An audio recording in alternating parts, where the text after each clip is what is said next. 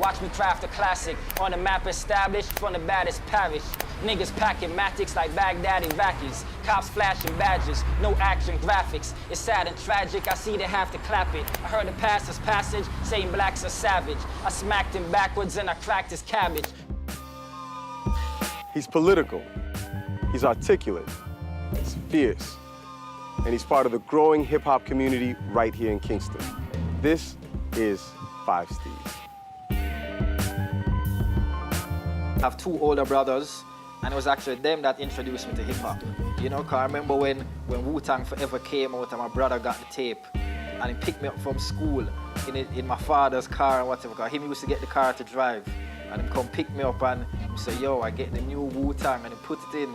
And I'm just like, mind blown, because it's like, how do people do this? How do they put words together like that? So it's just music, and I found that became my expression. Yeah, this is Kingston, home of the big guns. Babylon circle the ends, a man get digged on. Let it not be a weapon in your possession. The police profession cause funeral processions. I'm a cop murderer and music is the method. I load up 16s and I shoot it on the record. Hip-hop has been something that is marginalized. And it's largely because of, in my opinion, ignorance. Because some of the people who might have negative things to say about whether the local hip-hop community or hip-hop in general are people who either don't listen to hip-hop at all or much, they don't understand it, or they don't even know the history. CIA, whatever, you know, the influx of guns, cocaine, etc., all of these things. You know, so these are things that concern me as a citizen, and I feel that I have to speak out. That's just what I feel.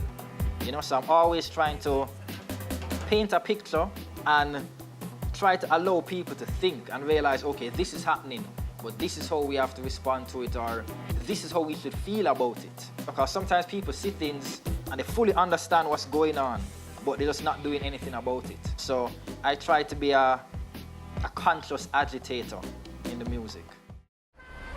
Jamaica is a small island, and realistically we have a lot of people on the island, you know, and Kingston is densely packed, and it's probably the place with the most opportunities, but Kingston can't really accommodate everybody to have a great opportunity. You're forgiven, you're living, really it's just a shame. People classify the I with the pathetic names. Pathetic names, you call them words with their pathetic brains. My Zen is K.O. Ken, and welcome to the end. The idea that they always give us when they talk to young people, and I feel like this is the problem, the solution is fly out.